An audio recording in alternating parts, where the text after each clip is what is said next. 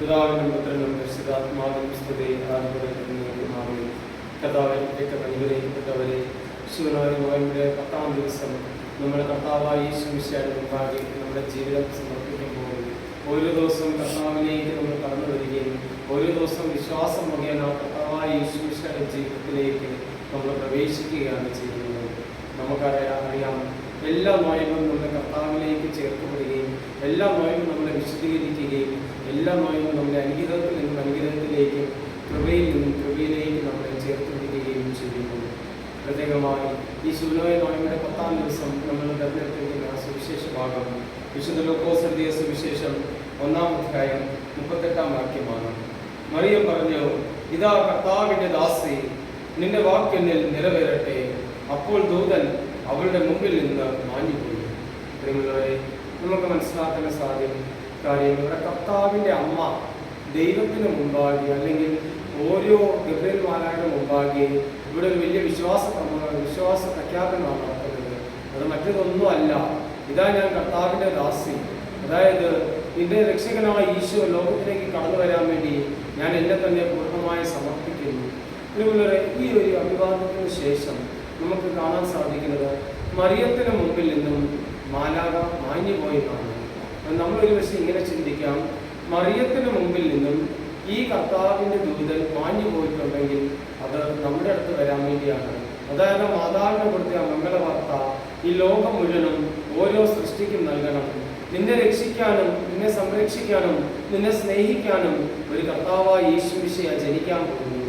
ആ കർത്താവായ യേശു മിശിഹ ജനിക്കുമ്പോൾ ആ കർത്താവായ യേശു മിശിഹ എൻ്റെ ജീവിതത്തിലെ എല്ലാ പ്രശ്നങ്ങളും തീർത്തിട്ടുകൊണ്ട് എല്ലാ പ്രശ്നത്തിനും പരിഹാരം ഇനി ഈ ലോകത്തിന് കടന്നു വരാൻ പോകുന്നു. നമുക്ക് മനസ്സിലാക്കേണ്ട ഒരു കാര്യം, ഈ ശൂന്യ നോയമ്പിൽ മാതാവ് പൂർണ്ണമായി സമർപ്പിച്ചതുപോലെ നമ്മൾ ഓരോ വിശ്വാസികളും കർത്താവായ യേശു മിശിഹയെ സ്വീകരിക്കാൻ വേണ്ടി നമ്മളെ തന്നെ നമ്മൾ സമർപ്പിക്കണം. അതായത് എൻ്റെ ജീവിതത്തിൽ അനുദിനമായ ജീവിതത്തിൽ പ്രശ്നങ്ങൾ കടന്നു വരുമ്പോൾ, എൻ്റെ ജീവിതത്തിൽ ഒരുപാട് പ്രശ്നങ്ങളും ഒരുപാട് സങ്കടങ്ങളും ഭാരങ്ങളും ദുഃഖങ്ങളും കടന്നു വരുമ്പോൾ മാതാവ് സ്വീകരിച്ചതുപോലെ ഞാനും എൻ്റെ കർത്താവായ യേശു മിശിഹയെ സ്വീകരിക്കണം. കർത്താവായ യേശു മിശിഹയെ ഞാൻ സ്വീകരിക്കുന്ന ആ നിമിഷം മുതൽ എൻ്റെ ജീവിതത്തിൽ പിന്നെ ഒരിക്കലും പ്രശ്നങ്ങൾ ഉണ്ടാകത്തില്ല. കാരണം അമ്മ ഭാഗ്യവതിയായതുപോലെ ഓരോ വ്യക്തിയും ഭാഗ്യവാനും ഭാഗ്യവതിയായിപ്പോയി.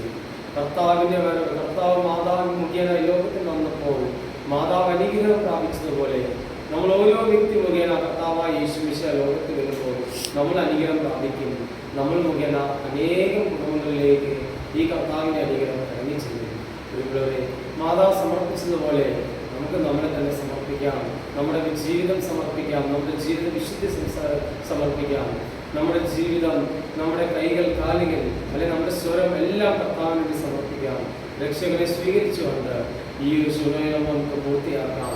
നമുക്ക് മാത്രമല്ല, ലോകമെങ്ങും ദൈവത്തിൻ്റെ ഈ അനുഗ്രഹം വ്യാപിക്കാൻ വേണ്ടി നമുക്ക് പ്രാർത്ഥിക്കാം.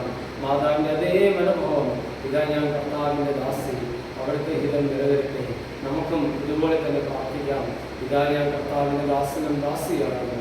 കർത്താവിൻ്റെ അങ്ങയുടെ ഇഷ്ടം ഈ ഭൂമിയിൽ എന്നിൽ നിലവരട്ടെ എന്ന് പ്രാർത്ഥിച്ചുകൊണ്ട് നമുക്ക് അനുഗ്രഹത്തിന് മാറ്റാം. ദൈവം നമ്മെ അനുഗ്രഹിക്കട്ടെ. ആമേൻ.